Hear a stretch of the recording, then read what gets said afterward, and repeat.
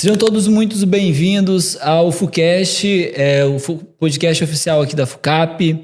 Eu, Everson Mercedes, CFO daqui da FUCAP, convidei para fazer esse bate-papo aqui comigo e compor a mesa Valcimiro Nossa, presidente e fundador aqui da FUCAP. Muito obrigado, Valcimiro, por fazer esse bate-papo aqui comigo. Ok, eu que agradeço aí essa oportunidade de conversar com essa fera aí. Exato, essa fera que realmente nós vamos falar aqui sobre diversidade, equidade, inclusão, e para isso, né, trouxemos aqui nada mais, nada menos que um fera que comanda aí, né? Eu vou apresentar aqui o Fábio Santana, ele que é diretor de gente, diversidade e inclusão do McDonald's Brasil, com uma trajetória que vai da linha de frente à alta liderança. Fábio Santana é diretor de gente, diversidade e inclusão do McDonald's Brasil, onde conecta impacto social e performance em uma das maiores operações de varejo alimentar do país. Reconhecido por transformar a diversidade em estratégia de negócio, Fábio também atua como conselheiro na FIA Business School e é movido pelo propósito de abrir portas, acelerar talentos e mostrar que a inclusão é, acima de tudo, o motor poderoso de inovação e resultado. E quanto resultado, né, Fábio? Muito obrigado aqui por ter aceito nosso convite. Eu que agradeço, uma honra estar aqui. Muito obrigado. Legal, Fábio. Fábio, nós vamos aqui, né, fazer um bate-papo bem legal, de um tema realmente muito importante. Importante para a inclusão dentro das organizações, mas também para os resultados, para a inovação, como você ali no seu dia a dia é pauta, né, do seu dia a dia. Mas antes de tudo, né, vamos falar um pouco do profissional Fábio Santana. Quem é o Fábio? Como é que o Fábio chegou até essa cadeira? Ok, muito obrigado mais uma vez pela pergunta. O Fábio é o filho da dona Perpétua e do seu Irineu, né?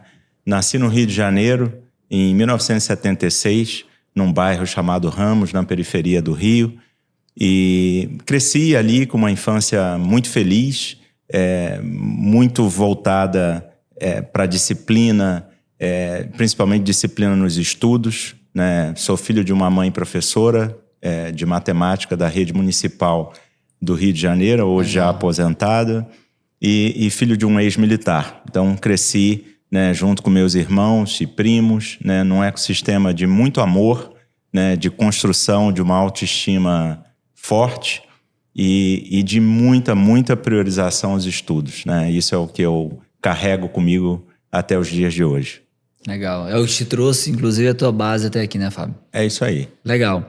O Fábio, um pouco ali da tua história ainda, né? O Fábio, antes de chegar ali à diretoria de Gente e Cultura, né, e trabalhar nessa pasta, você tem uma formação em química, não é isso? Sim. Como é que você chegou e teve essa transformação pro olhar ali de gente, saindo ali, né, Valcimiro, né, mexendo aquelas fórmulas ali. Química lá e jogou isso pra gente. Né? Exatamente. Como é que você fez isso, cara?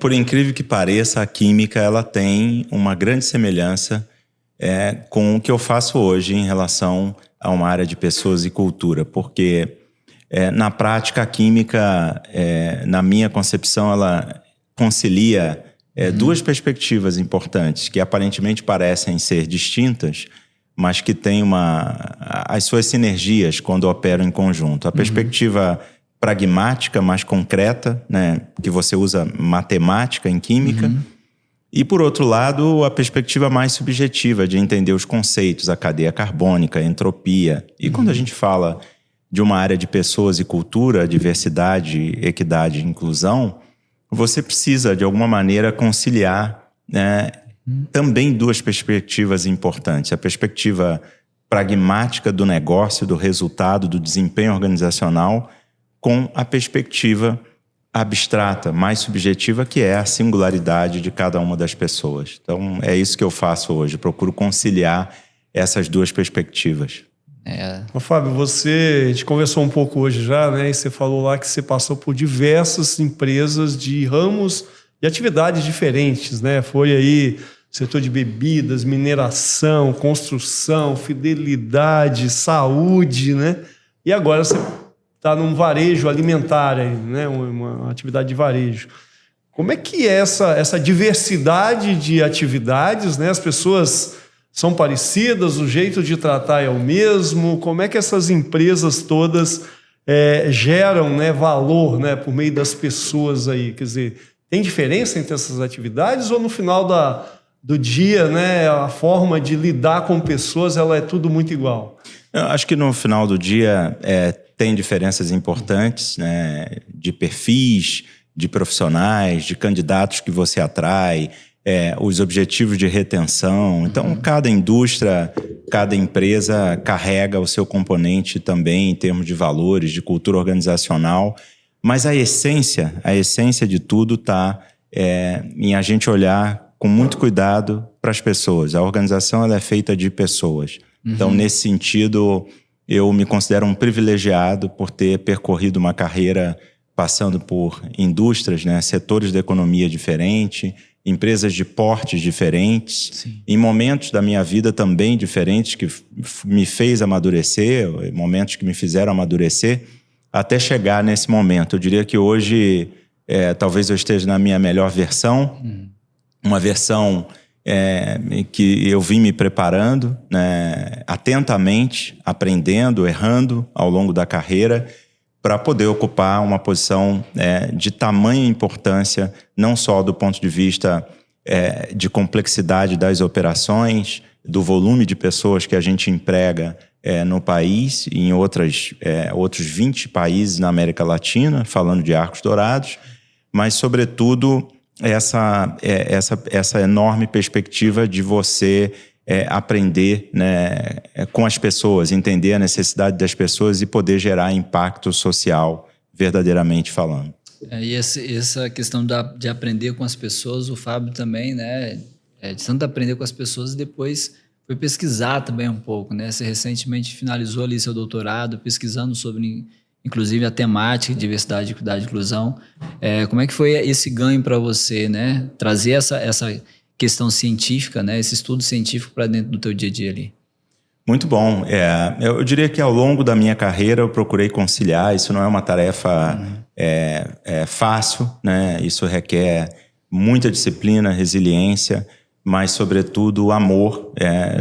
Esse tema da educação eu aprendi desde cedo em casa, então é um tema de berço e acaba sendo um prazer para mim dedicar a minha agenda não só para atividades que levam impacto na execução, mas como também ampliar o meu repertório em termos de conhecimento. Então, e eu procuro, uma das estratégias que eu uso é tentar conciliar essa agenda de estudos com a temática que é relevante para a empresa onde eu atuo. Legal. E especificamente esses quase 3 anos de doutorado profissional que eu fiz e acabo de concluir, eu tive a chance de estudar sobre a diversidade e o impacto disso na intenção de compra de consumidores. Legal. E isso no varejo brasileiro. E isso tem enorme conexão com a minha pauta de negócio hoje também. E isso torna ainda mais prazeroso estudar quando você,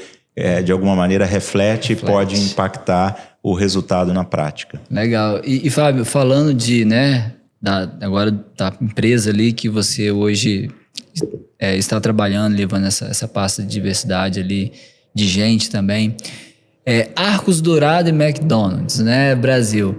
Só para quem está nos ouvindo, nos assistindo, né, vamos explicar um pouquinho melhor o que é Arcos Dourados, o que a Arcos Dourados representa, né, no contexto do Brasil, no contexto fora do Brasil. Me explica um pouco para a gente a estrutura um pouco da Arcos Dourados. Perfeito.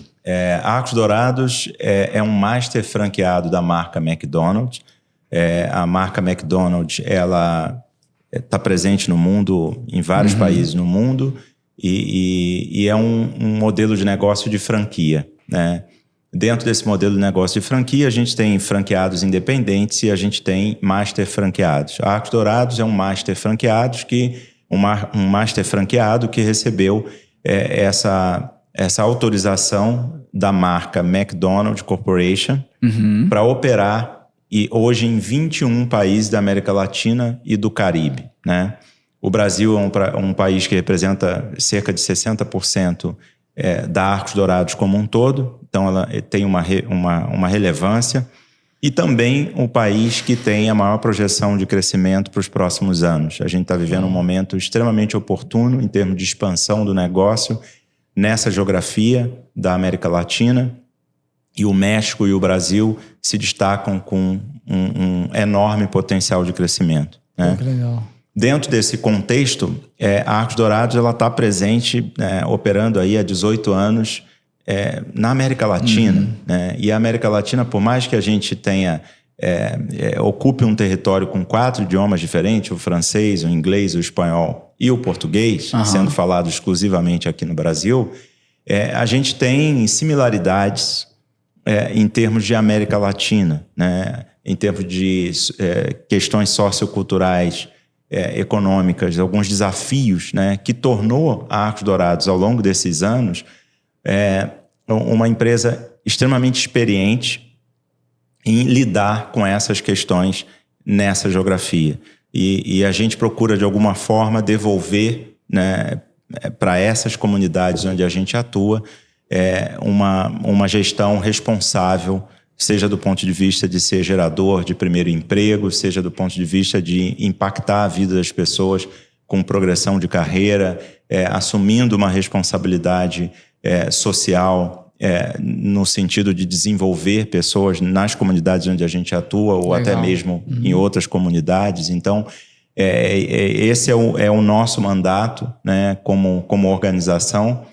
E a gente fica muito feliz de saber que, né, a marca McDonald's Corporation e os acionistas da Arcos Dourados olham para o Brasil, né, como sendo um enorme potencial de crescimento em termos de mercado. Então, isso significa que a gente vai estar crescendo e seguindo essa agenda responsável cada vez mais. De 21 países aí que vocês atuam, né, 60% está aqui no Brasil, né, em termos de fatia de mercado, né? Poxa, realmente representa bastante, algo bem representativo, né? Você falou aí McDonald's, né? Que geralmente dá a oportunidade do primeiro emprego, né? E realmente você tem muita gente jovem, né? Que começam trabalhando aí no McDonald's. E é claro, certamente vocês recebem pessoas de diferentes perfis, diferentes classes sociais, né? Ou seja, aquela pessoa que está começando aí mesmo, né? Mas e que iniciativas aí vocês mais têm se destacado aí por promover, né, todo esse impacto social, né, em termos de, ao mesmo tempo, fortalecendo a marca, mas também dando a oportunidade a essas pessoas, né? O que vocês têm trabalhado aí de iniciativa nesse sentido? Acho que o primeiro passo é que a gente cada vez mais vem evoluindo. Tem 4 anos e meio que eu atuo na Arcos Dourados e uma das coisas que eu ainda... num perfil de consumidor, quando frequentava as lojas, eu saía com aquela boa impressão de que era um ambiente diverso. Né?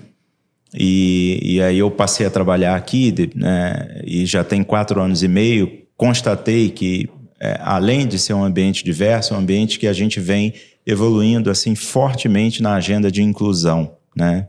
A gente, de fato, acredita, né, que as pessoas carregam as suas singularidades e elas precisam ser respeitadas, independente do repertório, do background, das origens que elas tenham. Né? E é isso que a gente tenta fazer, principalmente à frente da área de pessoas. Eu conto com vários líderes nos diversos departamentos que apoiam essa causa. Esse é um tema que é um princípio de cultura na Arcos Dourados, o princípio da inclusão.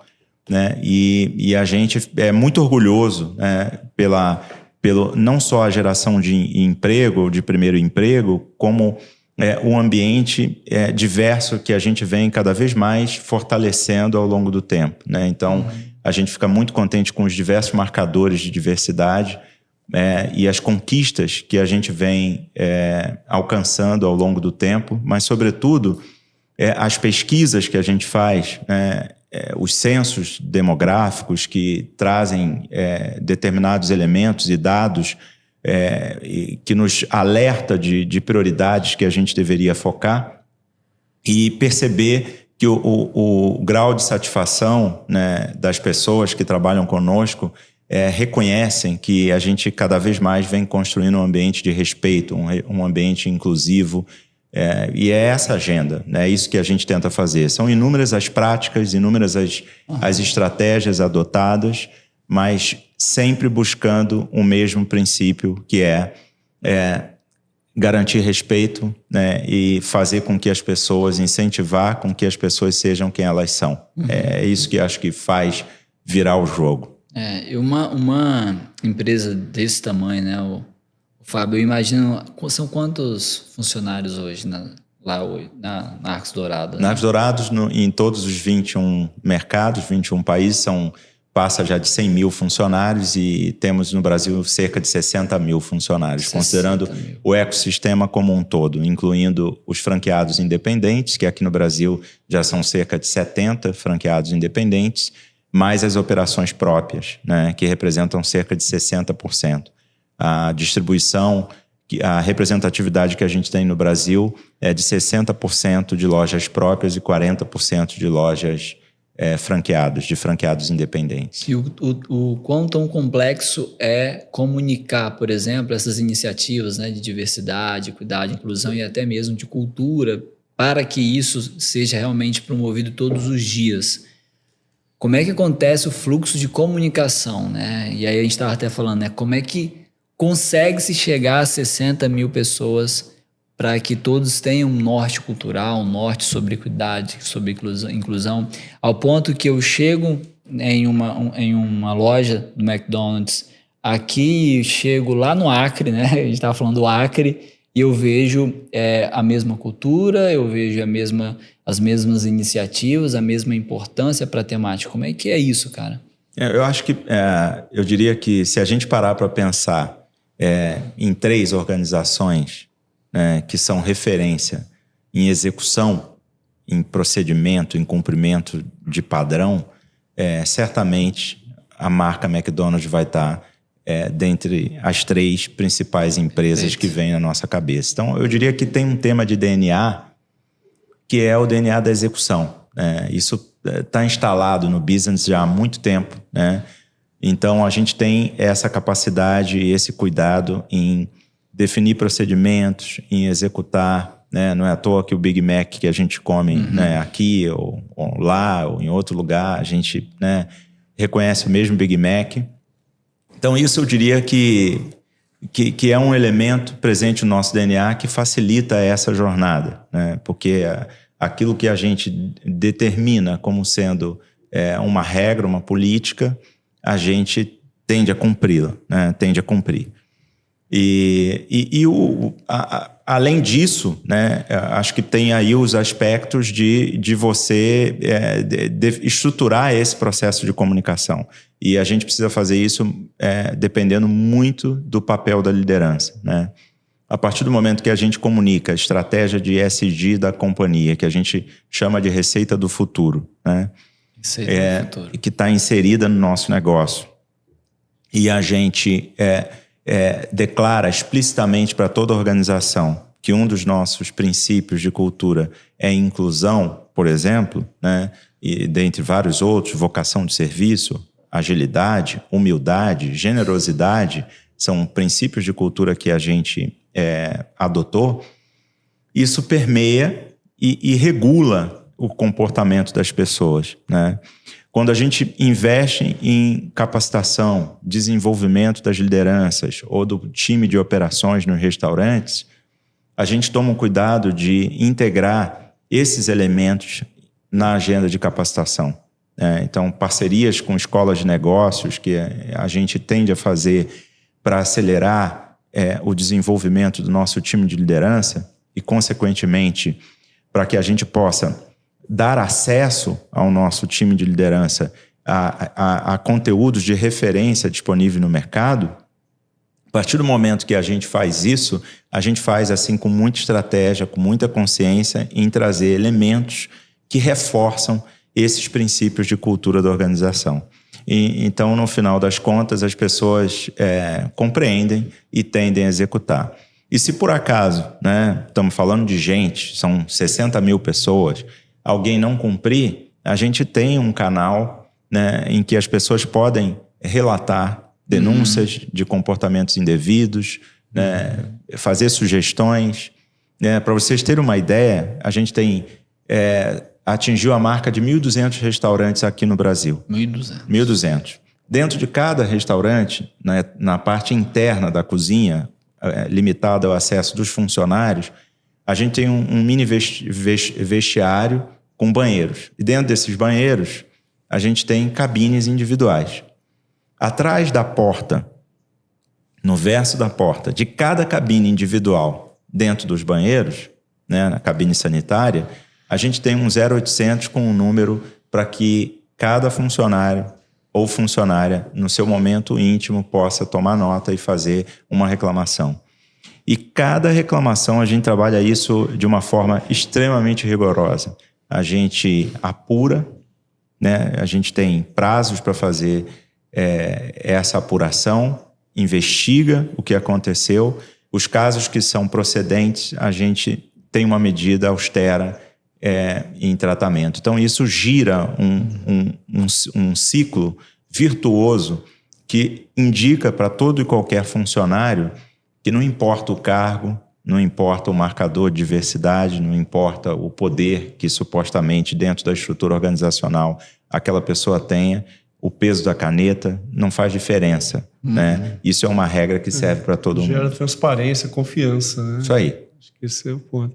Mas assim, a gente sabe que o discurso aí de diversidade, equidade, inclusão, né, ele está em todo lugar, todo mundo está falando disso, mas muitas vezes tem dificuldade de traduzir esse discurso, né, numa implantação, transformar isso tudo em prática, né?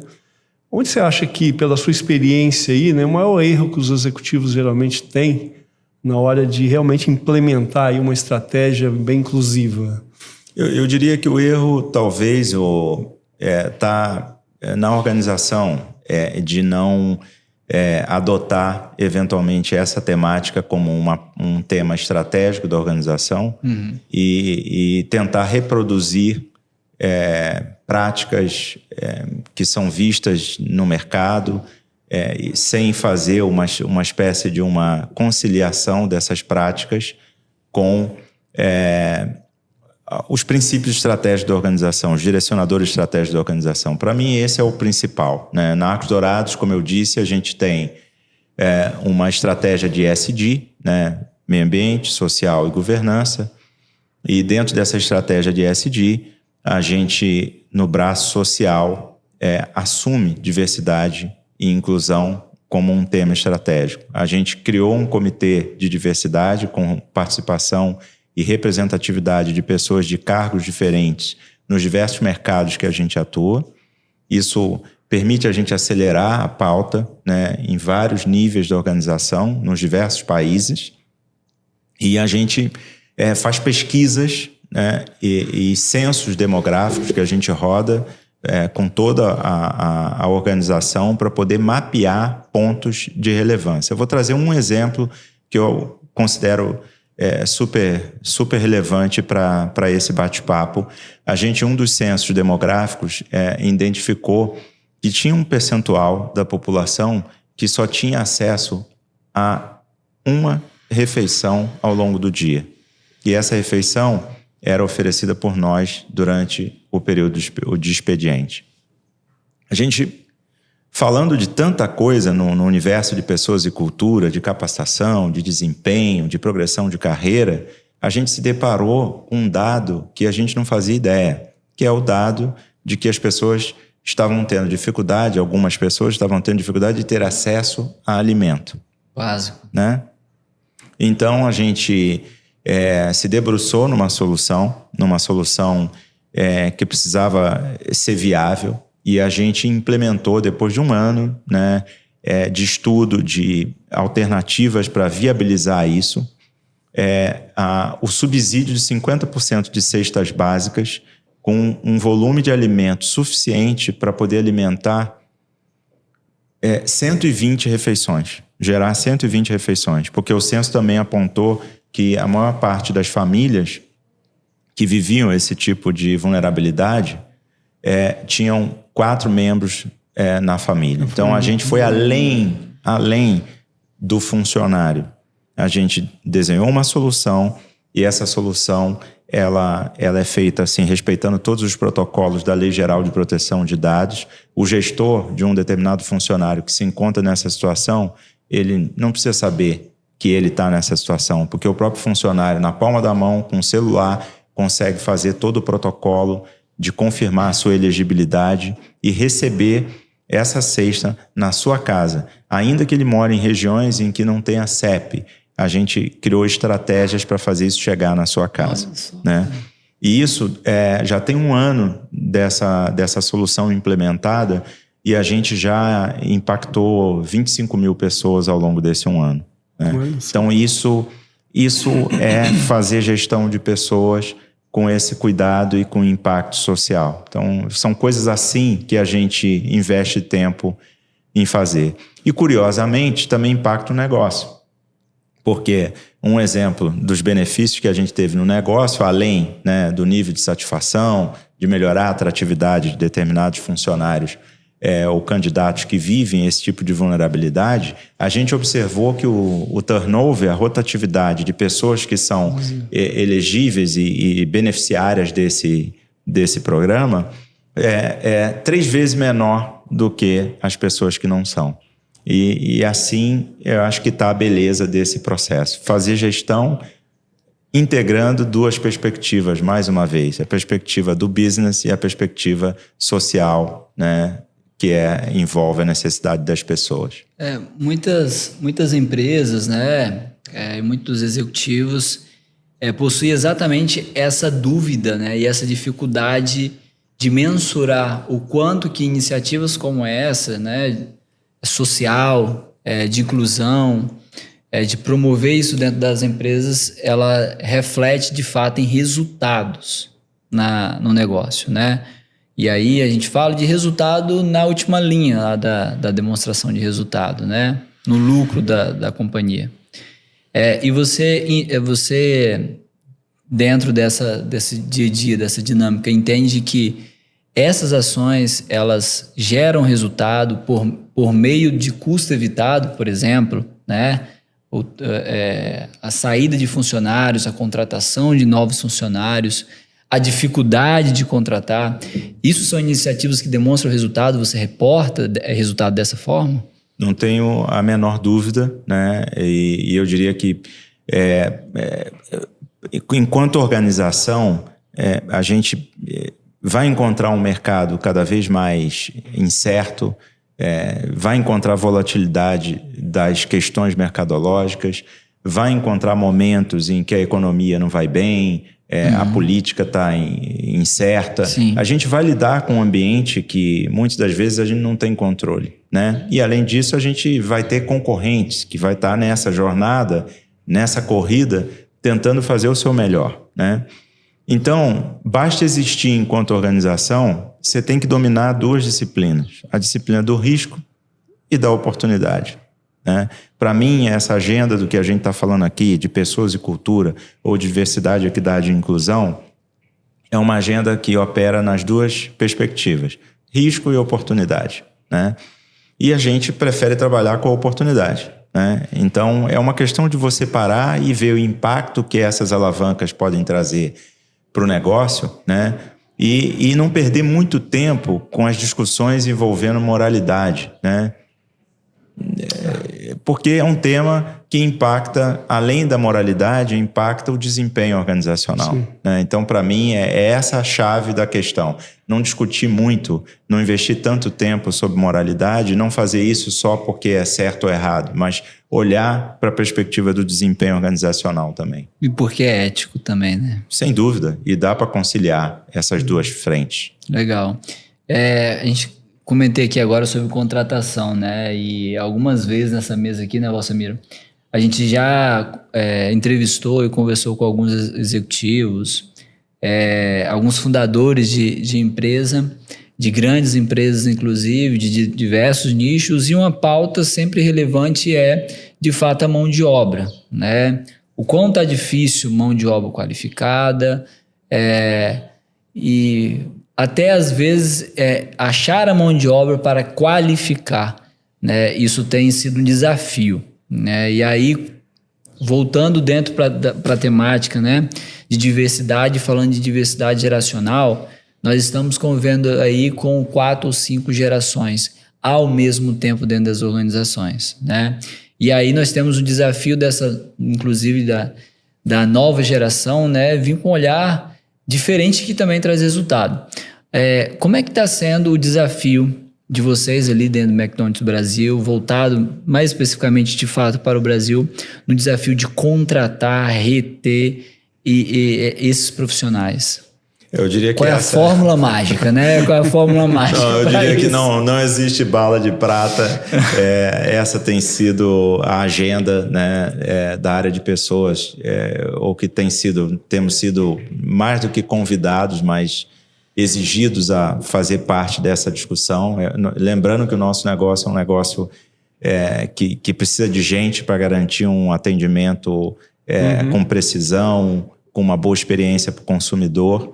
E isso implica em você ter cobertura, né? Pessoas alocadas nas estações de trabalho de uma forma consistente, e nem mais nem menos. Então isso é uma arte, né? Tem uma engenharia de como que você consegue fazer isso.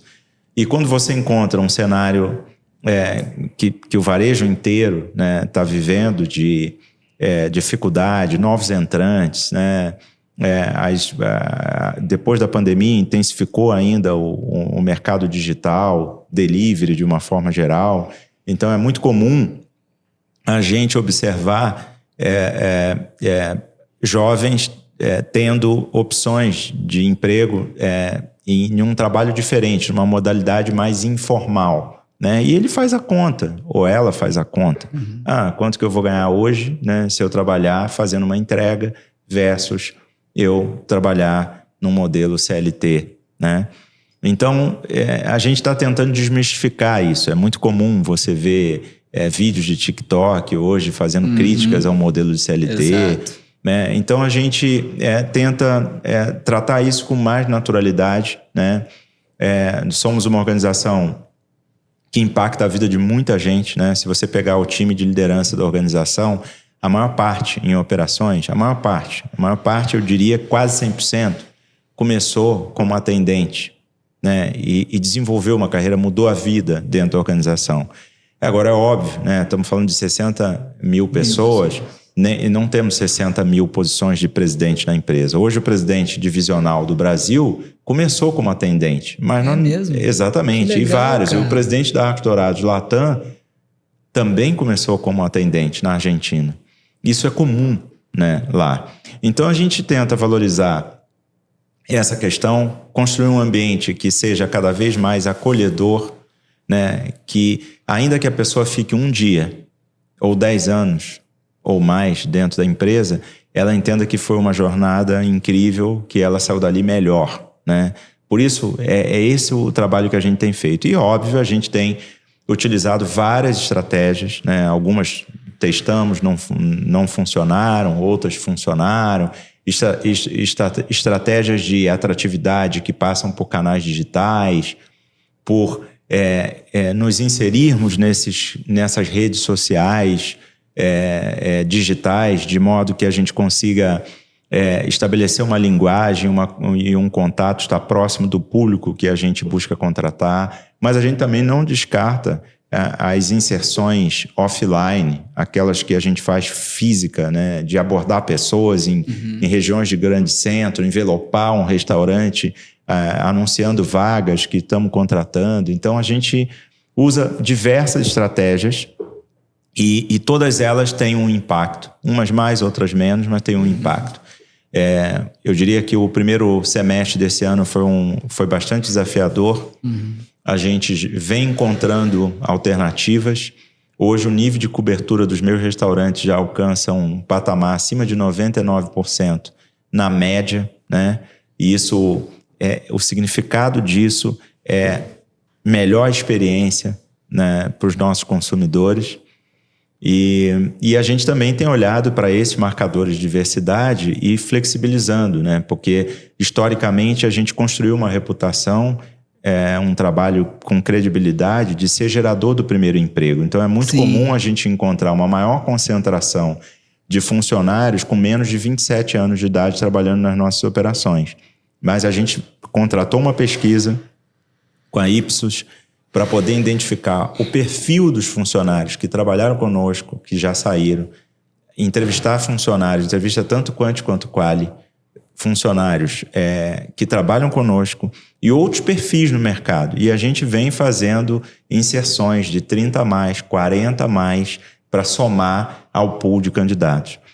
Do ponto de vista do marcador de pessoas com deficiência, a gente já tem, a longas datas, muito antes da lei de cota ser criada, a gente já tinha a prática de contratar pessoas com deficiência. E ao longo do tempo, isso se tornou uma das nossas fortalezas, que a gente se orgulha muito. A gente opera com uma lei de cota de 5% no caso dessa operação, e a gente trabalha com um número superior é perceptível à cota. Quando nós, não é? Número quando superior nós, à cota.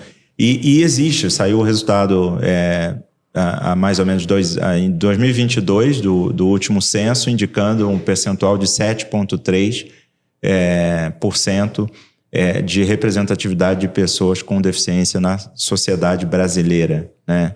Tem um enorme potencial, né? E a gente olha para isso com muito cuidado. Mais uma vez, a agenda de diversidade, equidade e inclusão como parte do negócio, como foco em desempenho. Além da moralidade, é um tema de desempenho. Bom, você falou aí que boa parte das suas lideranças, né, cresceram dentro da empresa, né? Entraram lá como atendente e seguiu. Isso acho que é um aspecto importante porque, assim, se tem uma cultura forte aí sendo trabalhada desde o início lá do McDonald's até hoje, né? Essa cultura ela é carregada por esse líder, né? E é claro, essa cultura inclusiva, né? Que você está falando que já vem de longa data e tal, ela depende muito da própria liderança para continuar sendo disseminada, né? Que comportamentos aí essa liderança ela realmente faz com que mude aí o jogo, né? No sentido de realmente seguir, né? Toda essa parte aí de times diversos, de alta performance, que veste realmente a camisa da empresa. Eu acho que a cultura, e sem querer ser teórico, eu acho que no final do dia, se eu tivesse que simplificar, né, o conceito de cultura organizacional, ele nada mais é do que a maneira com que as pessoas inconscientemente aprendem, né, qual é o jeito de se fazer as coisas que dá resultado, ou que gera sucesso, perfeito, ou que é bom. No final do dia é isso, né? Sim. E a gente é muito cuidadoso com isso, né? De reforçar os bons comportamentos, né? Reconhecer os bons comportamentos. A gente tem uma série de premiações, sistemas de premiações, sim, incentivos. Cada um desses, cuidadosamente, a gente tem critérios que exigem não só um determinado desempenho pragmático, como também a forma com que se chegou naquele desempenho, né? A gente é muito contundente, né? E os casos, mais uma vez, que a gente encontra desvios, a gente também é muito contundente na austeridade da tratativa. Então, isso gerou um processo que, de uma maneira muito clara, as pessoas sabem aquilo que é esperado delas, né? Perfeito. E isso ajuda a propagar a cultura. E a própria necessidade de mudança de perfil, né, da população de forma geral, que a gente sabe que tem mudanças ao longo do tempo também, leva a, às vezes, uns ajustes de cultura dentro da própria instituição. Eu estava lembrando de um caso que a gente até conversou hoje, de uma palestra até que eu assisti de um ex-diretor lá do McDonald's, que era da área de marketing, e ele me falando que, por exemplo, você tem muita padronização, né, no McDonald's. Então, assim, ele contou um caso de que em algum momento aí o próprio uniforme do funcionário era muito padronizado e às vezes o funcionário lá nem gostava muito daquele uniforme. Poxa, mas aí foi feito algum ajuste, né, de personalizar mais até mesmo a cor que ele queria usar às vezes, ou até mesmo a forma como ele vai atender, saindo um pouco daquele protocolo muito rígido, né? Tentando entender também quem é o cliente que está chegando, para que eu faça uma linguagem mais próxima dele. Então, pelo que eu percebi, foram mudanças que foram acontecendo dentro do próprio protocolo, né, do McDonald's para adequar essa cultura, né? Quer dizer, essa é um ponto que vocês trabalham muito também, né? A gente é aficionado por dados, por pesquisa, né? E se você for lembrar, alguns anos atrás, algumas décadas atrás, a gente operava com o mesmo lanche sem nenhum tipo de adaptação, né? Então, se você é um consumidor, você era um consumidor e você não gostasse de alface, você teria que tirar, né? Ao longo do tempo, com as pesquisas, com os dados e com a observação criteriosa da mudança do comportamento, né, do consumidor muito mais exigente, né, que troca a tua marca muito facilmente, a gente entrou numa campanha de ajustar isso. E isso era uma mudança cultural, porque você estava acostumado a fazer o lanche da mesma forma. Então, a gente criou o que a gente chamou, na época, de cultura de serviço, né? Cool, com 2 O's, né? E passou a direcionar os nossos funcionários valorizando a essência, a singularidade que eles têm. A partir daí, né, eles sendo respeitados como são, e isso implicava em usar uma maquiagem, né, se vestir da forma, né? O uniforme ele tem questões de eficiência, que não dá para ser cada um vir com o uniforme, você perde a identidade. E a identidade é importante para a jornada cultural também. Mas a gente adaptou o uniforme, ele tinha traços muito mais formais, que talvez distanciasse os nossos funcionários dos nossos consumidores. E a gente tornou isso mais leve ao longo do tempo. Então foram muitas medidas nesse sentido que fizeram com que os nossos funcionários agora empoderados, né, mais empoderados, se sentindo livres, à vontade para ser quem são, né, entregam maior amabilidade para os nossos consumidores. Então, mais uma vez, estamos falando de um tema de inclusão relacionado a temas de business, a temas de resultado. Legal. Nesse sentido, todas essas ações, né, hoje a gente está falando também, tem uma temática sobre a cultura de felicidade, né? Felicidade no ambiente ali do trabalho. Por outro lado, a temática de inteligência artificial, né, a gente precisa trazer isso também à tona aqui, né, e um pouco para a nossa conversa, sobre essa temática de inteligência artificial que muitos ainda acreditam. Isso vai substituir massivamente a mão de obra. Outros não, isso nós vamos trabalhar com. E aí a cultura de felicidade em alguns ambientes está até reduzindo o índice de felicidade, né? Por causa da preocupação e do medo que isso tem gerado. Como é que vocês estão trabalhando, né? Quando a gente fala de gente e de cultura, dentro de uma empresa que ao mesmo tempo ela trabalha com um padrão, mas também está preocupada em atender a vontade do cliente, como você colocou. Como é que a inteligência artificial essa temática está dentro da gente de cultura lá na Arcos Dourado, McDonald's? Eu acho que, primeiro, execução, padrão, processo é importante para qualquer organização, né? Mas colocar o cliente, o consumidor final, no centro das decisões estratégicas, isso requer uma mudança totalmente de mentalidade da organização, né? E vamos lembrar que a gente é fast food, né? Yes. Ágil, agilidade, né? Então a agenda de agilidade ela está inerente no nosso business desde que nasceu, faz parte da essência do nosso business, né? Então a gente adota novas tecnologias, a IA é um exemplo delas, né? Mas a gente testa várias outras alternativas, diversos instrumentos tecnológicos que permite a gente, né, capturar dados, compreender melhor o comportamento, né, das pessoas envolvidas nesse ecossistema, para que a gente possa oferecer soluções que são cada vez mais personalizadas para aquilo que os clientes buscam. Então essa é uma agenda que está presente. Existe uma vice-presidência de tecnologia e inovação, né, na América Latina, que define políticas. Existe uma fábrica de desenvolvedores na Argentina que produz e faz as melhorias nos apps, nos totens e tudo que é produto digital que a gente tem. Legal. Então a gente segue investindo muito atento a essas oportunidades.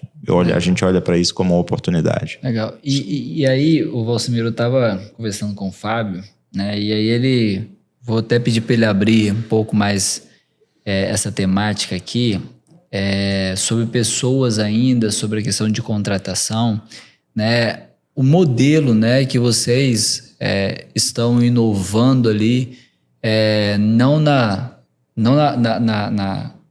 forma de se trabalhar, mas na forma de se contratar, né? Sobre aquele regime de uberização, né? Conta um pouco dessa história aí pra gente, como vocês estão trazendo isso para dentro da empresa diante dessa dificuldade que nós estamos passando com mão de obra. Sem dúvida, a gente precisa olhar e entender, né, de uma maneira muito atenta e com bastante respeito o comportamento, né, das pessoas, né? E quando a gente fala pessoas, não fala só de consumidor, mas fala dos candidatos que a gente atrai. Sim, e a gente observa que, principalmente nesse público de jovens, né, existe uma busca por uma sensação de maior autonomia, de maior flexibilidade. E muitas das vezes isso leva as pessoas a aceitarem trabalhos que são informais, mas que, de alguma maneira, ele não tem um vínculo, né, permanente num modelo CLT com a organização, mas ele, de alguma maneira, consegue ter a sua renda para comprar suas coisas, pagar suas contas, sobreviver. Né? E a gente tem olhado para isso, né? Desde que o Superior Tribunal Federal aprovou a modalidade de trabalho intermitente, a gente tem olhado para isso com muita atenção. Começamos fazendo pilotos em algumas regiões e tendo em vista que nessa indústria o índice de rotatividade é muito alto, a gente contrata muita gente, mas perde muita gente, né? Então, o que a gente está fazendo é mapear, dando a chance, né, indo além do que boa parte das empresas fazem quando alguém sai ou decide sair, que é perguntar, me explica por que você saiu, para onde você está indo, só para eu entender. Mas uma coisa meio...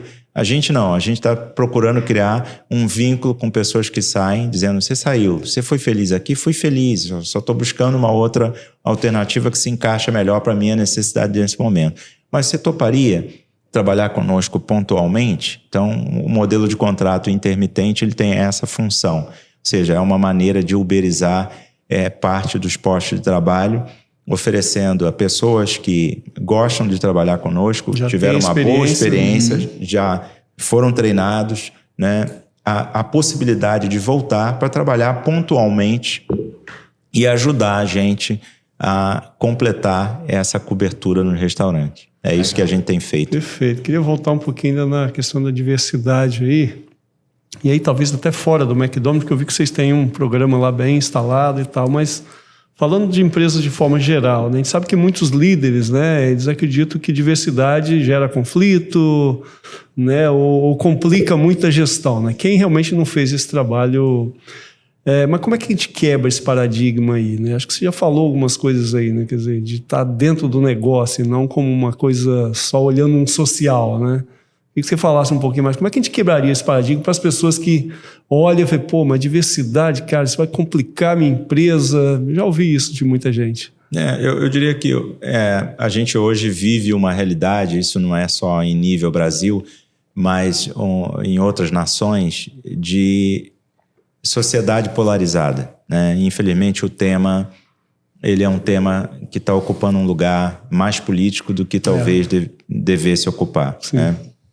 No final das contas, né, se eu perguntar a vocês que estão aqui batendo esse papo comigo, ou todas as outras pessoas que estão nos ouvindo, né, nos assistindo, se elas já tiveram alguma experiência de exclusão, alguma sensação de exclusão, sentimento de exclusão na vida, é muito provável que diga que sim.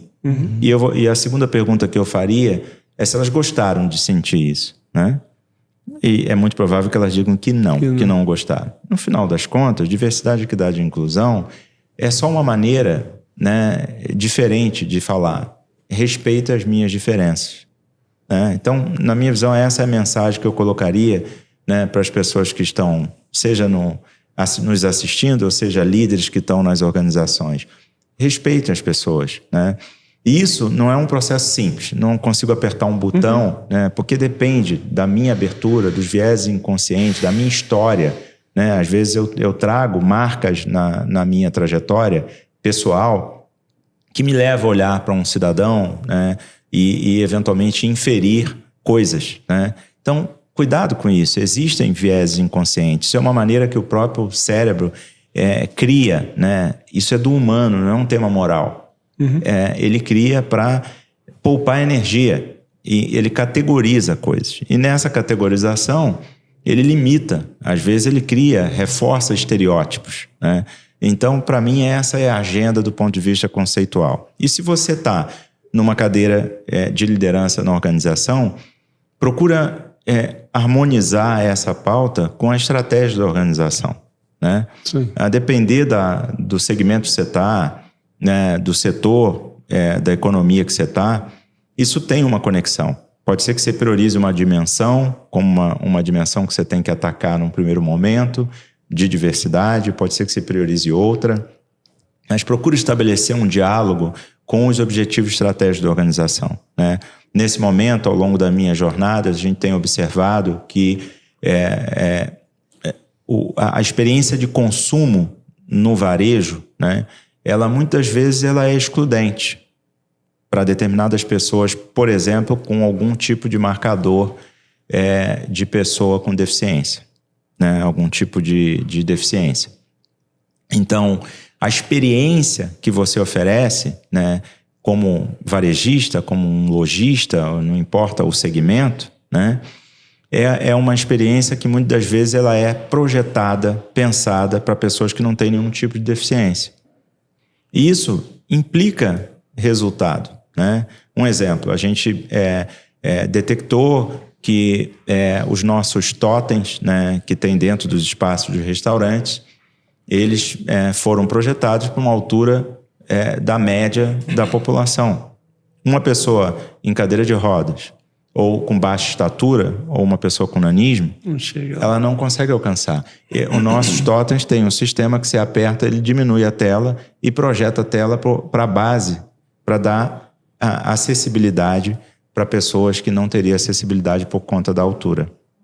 Então, isso é integrar a agenda de diversidade, equidade e inclusão de uma maneira prática com a agenda de resultados de negócio. Então, obviamente que temos uma jornada, né? Estamos aprendendo com isso, né? Estamos olhando para toda a experiência, a jornada de experiência do nosso consumidor, enxergando oportunidades e priorizando essas oportunidades dentro da agenda de investimentos, né? De gestão de capital que é inerente de qualquer organização, para poder derrubar esses obstáculos, essas barreiras, que muitas vezes passam despercebidos de maneira inconsciente, porque a gente traz repertórios que, na maior parte das vezes, a gente não se atenta a essa realidade. Sensacional. Eu acho, Fábio, que é um belo recado, né? Acho que, inclusive, um belo recado e uma bela orientação para quem está nos ouvindo, nos assistindo. Até mesmo para finalizar aqui o nosso bate-papo, né? O tempo passa rápido aqui, né?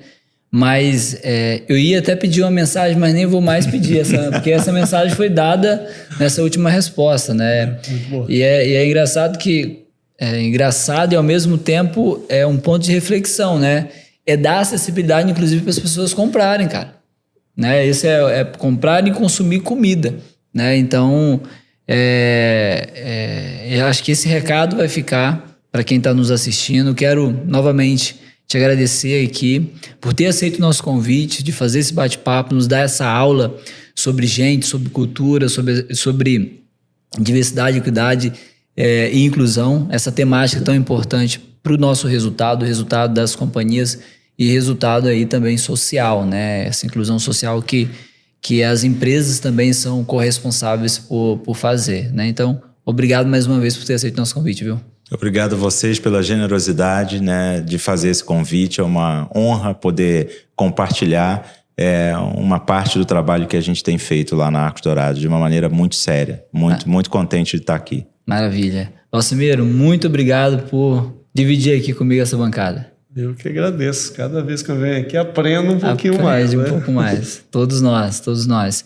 E você que está nos ouvindo, nos assistindo, gostou desse bate-papo, gostou dessa aula sobre gente, né, como gerir pessoas, compartilhe esse episódio com aquele que você conhece, inscreva-se no nosso canal, né, dentro do YouTube, lá no canal da FUCAP, tem todos os episódios.